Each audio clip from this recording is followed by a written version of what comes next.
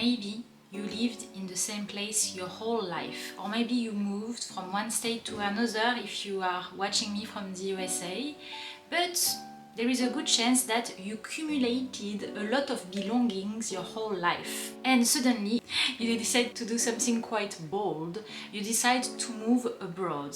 And if you don't want to rent a lot of storage space, maybe you have to let go of everything and keep one or two suitcases. I know that some of my students, there is a company that can also bring some bags, some belongings abroad for you, so you don't have to carry all the suitcase in the train and everything. But the result is that you have to be minimalist, to bring just the item that you find useful. So I know that you are making a lot of research and you are putting a lot of thoughts into what to bring, but my question today is, what item should you bring that will bring you some comfort, that will bring you a sense of belonging and a sense of home? La maison. We call it la maison en français. And I am shooting this video in my bedroom in front of this wall where there is this piece of fabric that I found when I was 19 in a flea market in Belgium, in Brussels. And I think it's from Vietnam. It's the kind of pattern, a little bit like kitsch with a lot of color, that's from Vietnam, and I have Vietnamese roots. And for some reason I have some sort of sentimental attachment to this fabric. And I've been a lifelong expat. I may have changed houses and moved in different countries, I'd say 20 times, something like that in my life. And most of the time, every time, I had this piece of fabric with me and put it in my bedroom. And every time it reminds me, Deborah, you are home. It's a way to say to my nervous system, okay, feel secure, it's your place, it's your home, wherever you are, in China, in New Zealand, in Madrid, in Bilbao, in Lisboa, wherever I lived in the world. I decided, because I'm curious about it, to ask my students who are already in France, what were the items that brought them a lot of comfort and they didn't regret to bring once in France. So I'm going to share with you the pictures of the favorite item of my students, of the community of Feel Good French. Of course, it's very personal, so thank you for my students, for the people in the community having shared that with us, and I hope it can inspire you to find your special object that will bring you a lot of comfort in your move, and that will be like your little teddy bear, like for the kids, like the little teddy bear that will comfort you and that will bring you the sense of I am home, je suis à la maison, because you deserve that, you deserve to feel good once in France, even if it's in a brand new setting, even if you are in a honeymoon stage and you are happy about everything in France and you want to start with a clean slate, just to have your little comfort objects, I think that will really be helpful for you. So let's dive in, let's see the favorite objects of the people of Feel Good French community. C'est parti, on y va. Let's start with Rory. She left California to find her first love later in life. I'm not surprised by the object that Rory mentioned, because Rory is a very unique person. Every story she shares feels like it belongs in a novel.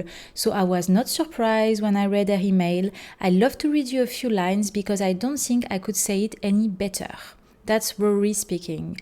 What a challenge this process was and continued to be until I made the final decision to stop addressing regrets. The process of dismantling my life that I worked so hard to collect and organize was not easy.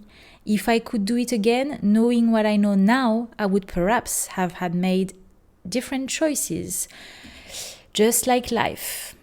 Those words really stayed with me. The most precious things Rory brought to France were these handmade adobe pots.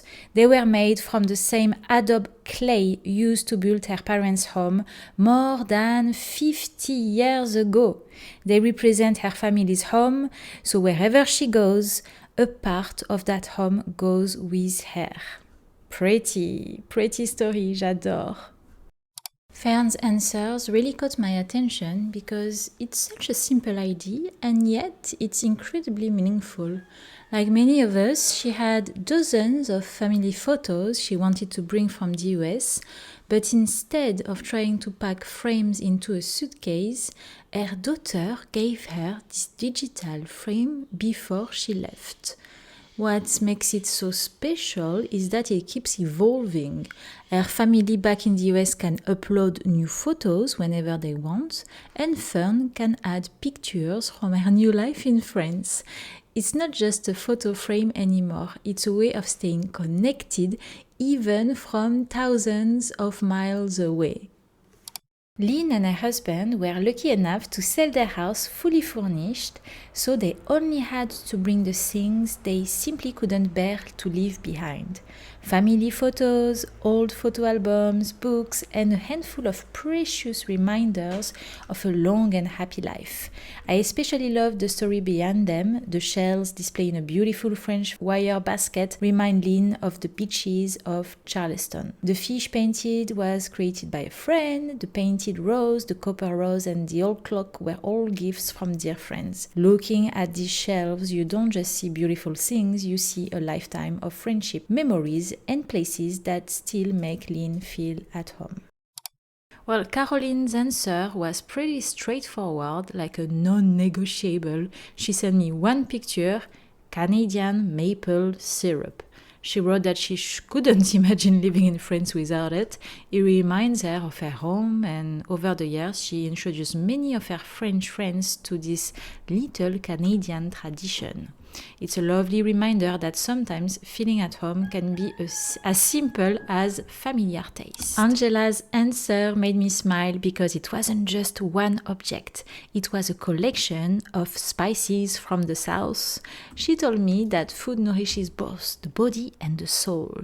These familiar flavors instantly remind her of a home, family, and shared meals. Alongside her spices, she also brought her favorite jazz CDs and CD player. Music, just like food, has a wonderful way of making a new place feel familiar. Merci, Angela. Well, Rodney is Angela's husband, and his choices were a little different. He brought his watch collection, a passion he's had since he was just 13 years old, and his folding bike, which has become one of his favorite ways to discover France. I really like his answer because he reminds us that moving abroad isn't only about holding on to memories, it's also about continuing the hobbies and passions that makes us who we are. Last but not least, let's speak about Dan. Dan is my partner, he's from New Zealand. And well, Dan, could you come and explain your choices about Marmite and Manuka honey? Well, the PowerShell, because it's a delicious fruit of the ocean from New Zealand, typical from New Zealand. The soft toy is a little kiwi bird, which is New Zealand's mascot, and he goes everywhere with me. And Marmite and Manuka honey, because it's from New Zealand and it is simply delicious. I like to end the video with a special mention to Piccolo. Piccolo is Lynn's cat, and she sent me an additional message, an email to say, hey, of course, we brought our lovely cat Piccolo, which is really part of the family, and give her the sense of home, and I can imagine why. So I hope you liked the video. Feel free to tell us in the comment what would be your spirit object, and if you want to motivate me to do a second part, you can also send me an email with your special object, and I'd be so happy if I have enough photos and people asking me to create a second edition, because I really enjoyed making it. And to support the show, of course, you can give it a like and subscribe to the channel. À bientôt, c'était Déborah.